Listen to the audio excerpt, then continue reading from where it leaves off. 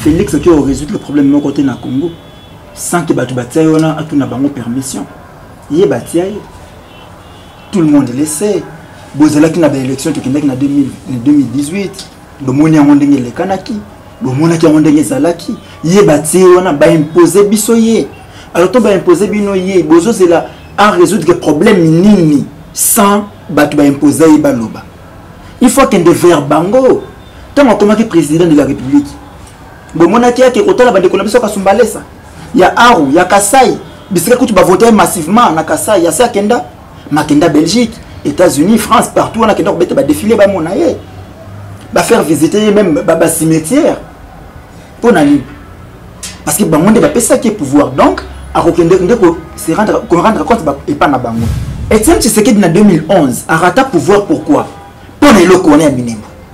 Ah bon? A raté pouvoir en 2011 pour ne le connaître minimum. Ils ont des ce qui peut se souvenir, tous dans la carte du stade de martyrs. A Oti Katanga aye ko ça la meeting na stade. A lobby bis bato ba pesa ka biso pouvoir. Ba pesinga déjà pouvoir na cause de la président de la République.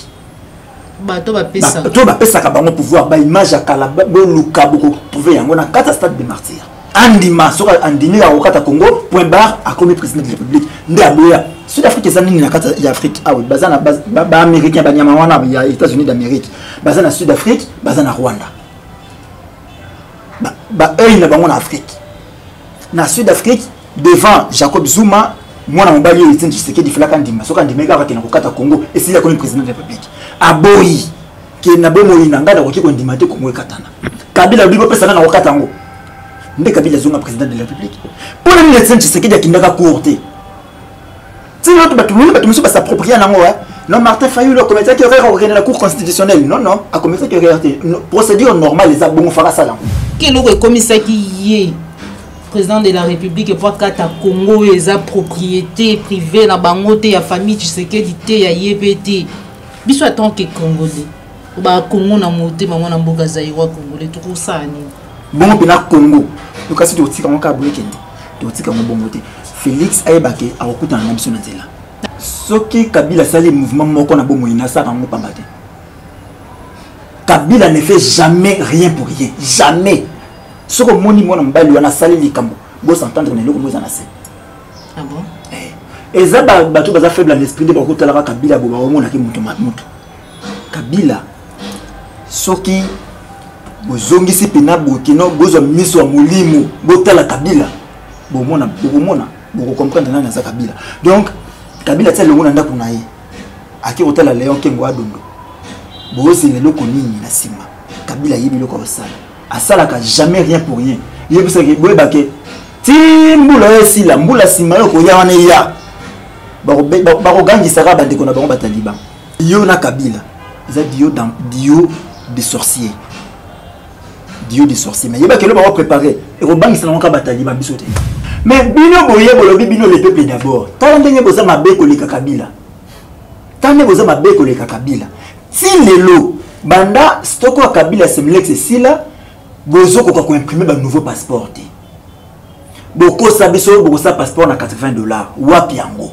Tozo mona te bato malade bako ko voyager te bakende ko se faire soigner. Bato ya banof basisi ba classifier bakende ko tanga bako ko kende te.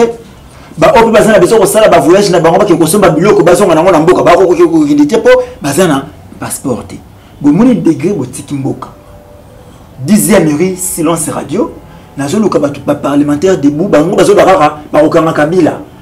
Ba Fayulu ba to boli piné. Mais siko makambo important yango boko ko lobele yango te. Et tout le monde peut bazana ba on a kata ba fertilité wana Kabila, Félix, Baliaki Mbwa, kuna Baliaki Mbwa ya rage, kuna Toliaki Mikungu, Koto Toliaki Pondu, mais après makambo yango yo Marinze za tumba soko zo kokate tika.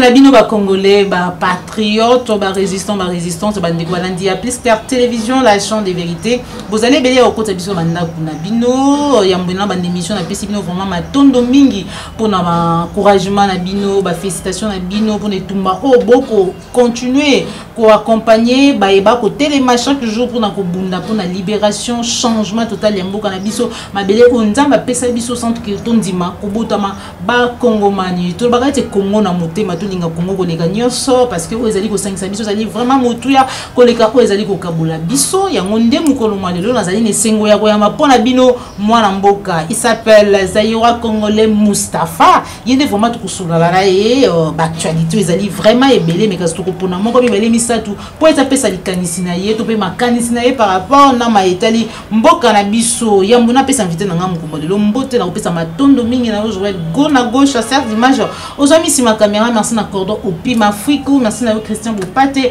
le référendum depuis Paris joyeux anniversaire na papa Alain Bolodjoa abotami na sanza oya octobre bi sanza ya ba grand esprit donc ngapela botama ki sanza oyo na ko continuer toujours pe ko fêter joyeux anniversaire elongo na mwana mboka Alain Bolodjoa na ko pesa m'inviter na ngamu ko lelo mbote mwana mboka Zaïra Congolais Mustapha Mbote le sako maman Joël Kombe matondo mingi na ba kongomani nyonso na présenter pe ba souhait na ya anniversaire donc joyeux anniversaire na ndeko Ale Bolodjoa a profiter bien la journée na ye mbulu ya bandi ya sika nzamba pesa ye makasi ya kobondela Congo. Voilà. Merci beaucoup pour nous répondre à l'invitation à biso mukolo mwalo mo mikolo belé obela ki santé boni. Ouais, en tout cas calme siko ekoti tuzongeli makambo yango mais bomoni kozonga moi simane zalaki dit un la santé et puis les deux fallait plutôt évaluer non musala tout sali peut-être là que tout est déjà ba combien va comprendre la matière ngonga wiki na yoka ki moi ntima na esengo na motema mwangai osali pena moi comptage obi que to compter na kati ya kisasa awa ba to nombre tel ba comprendre c'est-à-dire ba ngo pena ba comprendre que bitumba to mener ezabo il faut to bunda yango boy donc c'est beau timbuma ah esanga pena moi esengo Mon mboka Zaïra Congolais réaction na yo après magamnyo soro pour depuis magambo ba minembo bandie au commune rurale apparemment to solo ya ngona yote je crois que nous a bien informé et après ça président de la République en Équatorienne Félix Antoine Tshisekedi alors qui était à ce soir mise en place wana ya minembwe installation il y a minembo comme commune mais kasi alobi eti azotia en place comité to commission moko o esengeli balanda ya makambo tali minembo mekasi na kati ya commission yango de mingi mo ba paya ba belge bana ba kozala alors que ezali conflit ya frontière te o analyser ngo nini ezali makambo esengeli ezala traité parce que ce que ezali décret moko o ezala ki que non te ba signer pour na ko cha minembo comme commune esengeli makambo ezala résolu na kati ya mboka na biso.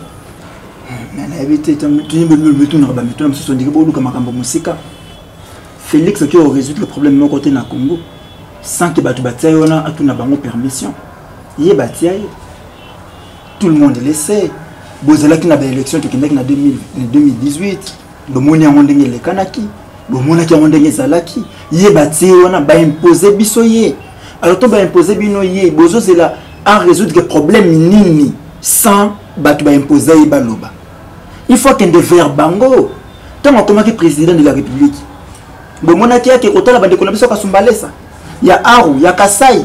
Bisque tu vas voter massivement na Kassai. Il y a ça Kenda, Makenda Belgique, États-Unis, France, partout on a Kenda va défiler ba mon aïe. Va faire visiter même ba cimetière. Pour nani. Parce que ba monde va payer ça qui est pouvoir. Donc, à Rokende se rendre compte et pas na bango. Le séminaire autant bandi. Nous avons réagi, avec beaucoup d'émotions, beaucoup de passion dans les landais na kati. Na mois d'août 2019, tangu général Yakotumba, rébellion na bango groupe na bango ya mai wana groupe ba mai tangu ba takaka ba bomi bandeko ba bomi bano ba fanda kana ba nya Rwanda. Bo monaka délégation moko kenda na kati ya est wana. Bo monaka délégation kenda na Minembwe. Conduit par le directeur du cabinet chef de l'État. 3 bataillons FRDC, 3. Et qui n'a pour 200 soldat rwandais bakufaka na minimbo eloko wana na signalaka déjà na bandeko qui na belaka ngo depuis mois d'août wana toza un état faible et un état faible il faut que diviser yango un état faible il faut que kata yango bana ba ko kata yango ba bongisa déjà baza déjà na ba biloko na bango bien établi ba ko bandela yango kuna na minimbo avec la république des volcans minimbo na bandeko déclarer ngo depuis 2019 wana ekoma commune tourner ko boya pona nini parce que comme commune un jour ba ko signer comme ville après ba ko longa ville on est comme province après ba ko bakano ba zo indépendance na bango ba sali ba aéroport na bango ba sali biloko na bango ba kaboli na Congo nde biloko to bandeko boya yango wana et les kaka bongo on dirait mupepea ba to beta ngo kara mais tant Roubert ba keyi ba sali ko ba sali na accompagner na ba Daniel Safu au baké ko trahir mboka zo mona pena un député national représentant le peuple congolais accueilli bisika ba côté Kamboka ateki mboka ensemble na Félix Tshisekedi oazo wanga na kaibaki yango te ayebaki yango esalinga nzoto malili pasi na lela na yeko kanisa makambo na lobaka na mois d'octobre passé que Félix aosa makambo kabila kuta kwa yeko salaki batu belé ba traitaki ngai ba mo ba ko traiter mais lelo batu ba ko comprendre que c'est comme ça to komi. Etienne Tshisekedi en 2011 a raté pouvoir pourquoi? Pour ne le connaître à minimum. Ah bon? A raté pouvoir en 2011 pour ne le connaître à minimum. Ils ont un déni. Ce qui peut se souvenir, tout ça na kati ya stade de martyrs. A Oti Katanga aye ko sala meeting na ina stade. Alobi bis bato ba pesa ka biso pouvoir. Ba pesinga déjà pouvoir na cause de la présidente de la République. Bato ba pesa ka bango pouvoir ba image ya kala bo luka boko trouver yango na kata stade de martyrs. Période wana mona mboka Chabani ba benga renani Jacques Chabani ngazali secrétaire général ya UDPS. Etienne Tshisekedi abeti loko wana. Toyebaki biso nyonso ke Etienne Tshisekedi président de la République ngai la koma ko tambola na moniere na kisasa oyo. Na kenda ko voter na siambula na moniere. Alors pour te dire que Etienne a pouvoir mais arrêter à mon camp na Sud-Afrique na souka tant campagne électorale nyebanda ndate ko rater et ça la magindenge no tout la batuna yo simple akokoma président de la République andima ko kata Congo andima soka andimi ko kata Congo point barre akomi président de la République ndaboya Sud-Afrique ça nini na kata ya Afrique ah oui bazana ba américain ba nyama wana ya États-Unis d'Amérique bazana Sud-Afrique bazana Rwanda ba eux na bango na Afrique na Sud-Afrique devant Jacob Zuma moi na mbali Etienne Tshisekedi filaka ndima soka ndimeka ka kena kokata Congo et s'il y a comme président de la République aboyi ke na bomo inangada ko kiko ndima te Congo ekatana Kabila bibo pesa na kokata ngo nde Kabila Zuma président de la République pour le Etienne Tshisekedi akindaka courte si l'autre batu musu s'approprier nango non Martin Fayulu a commetté erreur au la cour constitutionnelle non a commetté erreur procédure normale les abongo fara salango Etienne akendaki te po yebike akozwate attaque ya sali nyoso akozwate bato ba pesa ka bango pouvoir ba pimelaki yango ayebaki yango eloko ni ba pimelaki yango subasima yango wana faka kata Congo faka teka minembo faka kaba minembo na Banyarwanda ya boyaki Kabila zui abeti 40 na 2012 2013 pression comme makasi nde mwana mbali oyo Matata a reçu le décret wana a créé la commune rurale. Ba investir ba gouverneur, plutôt ba bourgmestre rural. Idée zalaki sur le commune après ba année commune nango ville. Après ba année de commune boka. Donc progressivement. Même à taper 20. Voilà. Ce temps où Kabila les autres aussi mbaté pour autant que Kabila déjà congolais ça doutara naé. Kabila déjà congolais lingaka été. Alors il faut que pesa ngo muto ko la capacité ko sala yango pas ça non faut pesa na muto ko capacité ko sala yango Félix abandi na bino na mboka oyo Londres vous avez une vidéo banya mulenge baza ba congolais totika ko inana malba ya Félix asuki wana te na yambi ba communauté c'est-à-dire parmi ba communauté oyo yambaki ambaki pe banani banya mulenge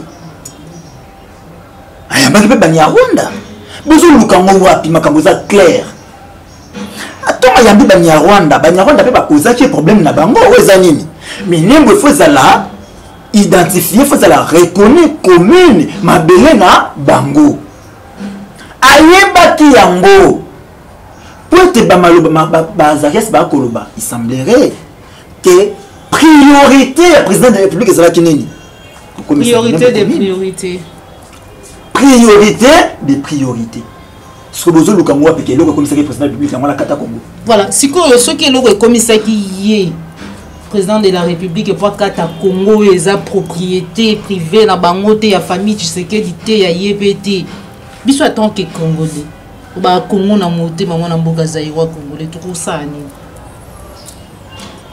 moni loko tuniza mutuna moka makasi na okolo bango ate iloko photo sala to sala ngo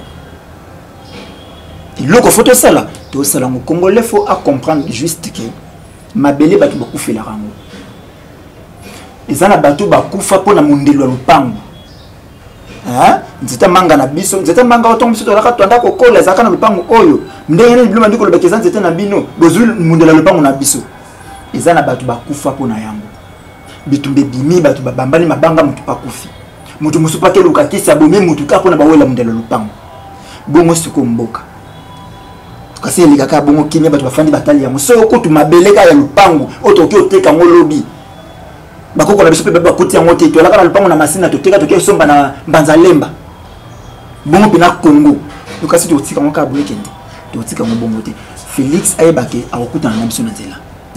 Merci beaucoup mon mboka zaïwa congolais résistant pour nous répondre vraiment l'invitation de biso mukumwa lelo to kokoba toujours réaction na yo to moni raconte bon courtoisie pezalaka nango mais na mboko to binde magamango etambolaka moko il y a ancien président de la République Kabila na ancien président du Sénat Kengo Wandoulou. Est-ce que ça a visite de courtoisie, visite kaka famille ndenge ezalaka kaka to pe ya eza na carnet to agenda caché moko soki Kabila sali mouvement moko na bomo inasa kango pambate Kabila ne fait jamais rien pour rien jamais soko moni mona mbali wana sali likambo bo s'entendre ne loko moza na se ah bon eza bato baza faible en esprit de ba kotalaka Kabila bo ba omona ki mutu mutu Kabila soki bozongisi pena bokino bozo miso ya molimo botala Kabila bomona boko comprendre na za Kabila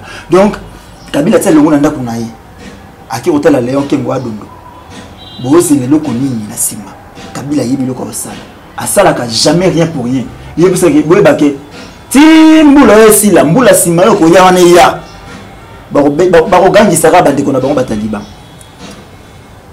bataliban bako ganga bako ya ko comprendre Kabila kozonga na mboko jamais sous na pouvoir oui tant to ba ma pouvoir tant to ba ma pouvoir kozonga na boko na biso moko population to ko récupérer yango laisse ndeko na ngakombe to sa musala mona même na ba Félix ba Fayulu ba Muzitu ba Bemba ba Katumbi to kabona na bango kalate to sa musala tant to koma na suka boromona to sa musala donc visite ya Kabila pa ya Kengo Adondo Kengo utaki ba sebso ka kufi tala mutu na kufi 3 fois banda ko la kapsulu ya Kengo wana Kengo akufi batu ba publier Kengo akufi mais akufa raté mbala suka ba to ba Kengo akufi lobi nango mwana nenda kufi na kitambo magasin atina moko grave après to ko Kengo akufi te Kengo za na bomoi comprenez ni ngina banakati wana donc moni ke vie wana ali ko kufa te bana so bazokufaka bana bazokufa ya zokufa te mais Dio na Kabila ça Dio dans Dio des sorciers mais yeba kelo ba préparer et ko bangisa na ka batali ba bisote. Voilà, merci beaucoup mon mboka zaïwa congolais réaction na yo par rapport on a déjà instruction il y a président de la République et ko ba été et sengeli ba juge ou il y a cour constitutionnelle ou il y a mutaki économie c'est qu'il va prêter serment mais qu'est-ce que vous comprendre te ba oyo ba boyaki ba nomination na bango normalement et c'est qu'il qui va la remplacer ou autre mais kasi des chambres à parlement et ko linga ko siéger pour na ko tala makambo etali ba zuzi wana et surtout na mao ba kiza président de la République qui a violé qui constitutionnaliste na par rapport na nyonso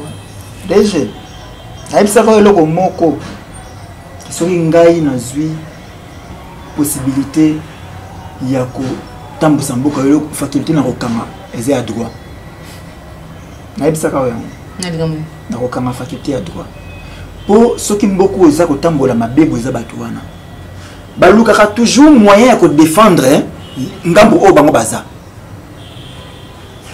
batexte yango bango nde bayaki nango bango nde basalaki yango bango moko baviolaka yango bango moko badéfendaka yango soki nga natangi bisika nakoki kotanga na comprendre ke babi bajuge une cour constitutionnelle eza instance judiciaire oyo ya président de la république bango nde bakoki kojuge président de la république et ntango bazalaka bongo ntango bazalaka 9 parmi les 9 wana bazalaka renouvelé après 3 ans soki après 5 ans ou quoi des choses comme ça mais moko kendaka na compte ya président de la république moko na compte ya basusu baza na ngambo ya parlement basusu bayaka na tirage au sort sikoyo mosusu yokoki kolongola oyo aza na nzela ya président te yoki kolongola oyo aza na nzela ya parlement na tirage au sort bongo soki babengi tirage au sort kombo na elingaki etikala yo olongoli omoni eloko ya liboso ya mwana ya mibale yo tindi mutu musalaki na lingoli yo na nio olongwa awa okende telle place soki aboyi na ye ata baministre nomaka wana banomaka ministre na makasi te ezaka na mboka na biso bato baboyaka te promotion mosusu mpe omoni yango mpena bobi te oyo naboyi nanga mosala olingi opesanga kuna nakokosala yango te naboyi mala nini natikana awa eza mabe te alors lokola babiloko wana ezalaki réuni te bango babeti eza na violation ya constitution oui violation ya constitution ezalaki mais Félix revenir kaka na nsima au lieu kosala bras de fer ntango azolobake ainstruire na parlement wana soki baboyi kosiéger bakoprésente bango wapi mpo bajuge wana baprétaka serment na bango na kati ya parlement devant le président de la république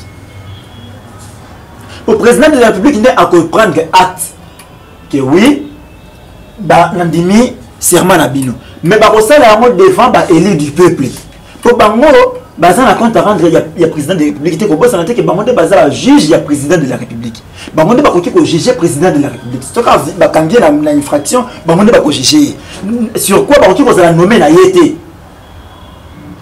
mpo soki onome ngai opesinga mosala na okomaka redevable devant yo nakozala na mwa nini moko boya redevabilité na ndetalaki mosala na osala lelo moto apesanga yango kombe donc atasali mabe tika na batela ye domoni complaisance wana il faut sila alors les deux juges wana malgré mabe na bango malgré nyonso bazali malgré médiocrité na bango malgré tout Félix atika bango basisa mandat na bango bongo ata le reste sima babloko oyo kokomisaka cour constitutionnel wana eloko na yo nde Kabila bandeko manipuler yango omoni Kabila manipuler yango na ndenge na ye ye abima président en 2006 abima président en 2011 a manipuler yango na ndenge na ye Félix akomi président de la République mais na beaucoup se souvenir na Kenya cour constitutionnelle et annulant résultat de l'élection mais oya biso bazalaki incapable ya kotanga ba voix ya ba Congomani bon Martin bazosenga candidat yaka na ba preuve et pourtant bango bazalaki na nini ya obligation kokwa yango na seni yela biso ba preuve oli basenga na seni mto organiser élection ba kosenga na candidat oya raté élection pour nini so pour nini pour ba faire tomber ye directement pour nini bazana poche ya mutu moko boye bazana poche ya mutu moko boye mona ke bango ba fonctionner na compte à mutu tel ba bilo ko na facile et aussi la comment on Félix pas contre la même ligne donc il y a besoin ami battre la ndenge na ye pourtant ba ko sala ba bilo na bango entre guillemets ba benga élection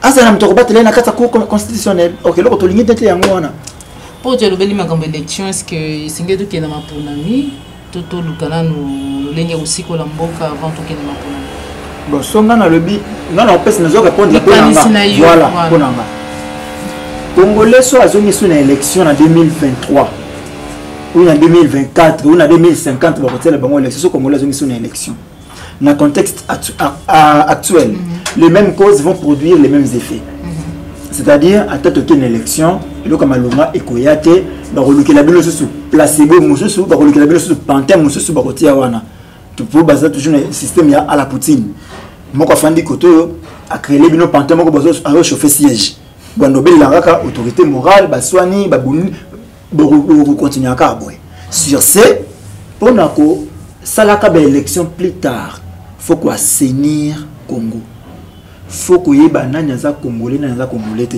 to bengani yote mais to bi ko zakana na Congo mais waka congolais te oko za candidat te mais le ko na ko ya siko te parce que toza envahi na ba chinois aucun na perdre de côté ba chinois aucun na MLC au côté ba centrafricain aucun na RCD au côté ba rwandais aucun na SID au côté pe batu ya Angola baza donc baza partout où y a beaucoup de libanais moko boye pas de se déclarer congolais et ani pas voter donc ba bloc wana tout ce bombo qui na l'élection to retrouver quand même horaires ya kala ba même cause de produire ba même effet alors pour na ko éviter yango il faut que ça là na bisa ka depuis kala faut que ça pito pale na bisa ka yango déjà na réitérer encore phrase mon nga yona pito pale c'est ni ba c'est la solution non ba solution juge la cour constitutionnelle bah c'est pas une solution non pas une solution schéma l'anglais qui est bien voilà merci beaucoup mon amboka Zayura congolais Mustapha pour nous répondre à l'invitation à biso mukolo mwalelo to comme la suite émission na biso numéro de téléphone pour na ba bozana bo senga na yo pour ete bo solo na itali mboka na bandina na mwana mwasi o marinze za tumba mama to fandi na mboka o yebisa Félix makamona zolo po yebi yango to fandi na mboka o Félix alobi na biso que bon passeport qui est dans la famille à Kabila. Famille à Kabila, je me dis qu'il y a un bon passeport, il y a un passeport qui est $185. La formalité, nous sommes il y a l'argent, nous demandons comment on a $250. Mais bino boye bolobi bino le peuple d'abord. Tant que vous avez ma bécolika Kabila. Tant que vous avez ma bécolika Kabila.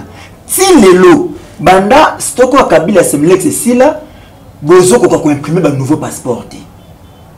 Beaucoup sabiso beaucoup ça passeport na $80 wapi yango tozo monate bato maladi bako ba ko voyager te bakende ko se faire soigner bato ya banof basisi ba classifier bakende ko tanga bako ko kende te ba opi bazana biso ko sala ba voyage na bango bakende ko somba biloko bazonga nango na mboka bako ko kende te po bazana passeport te bo moni degré botiki mboka 10e rue silence radio na zolo ka bato parlementaire debout bango bazo barara ba okanga Kabila Fayulu, batobole pine. Mais c'est quoi makambo important yango boko akolobela yango te. Et tout le monde peut passer na bon kata ba fertilité wana Kabila, Félix, Baliaki Mbwa, kuna Baliaki Mbwa ya rage, kuna Toliaki Mikungu, Koto Toliaki Pondu, mais après makambo yango yo Marinze za tumba soko zo kokate tika.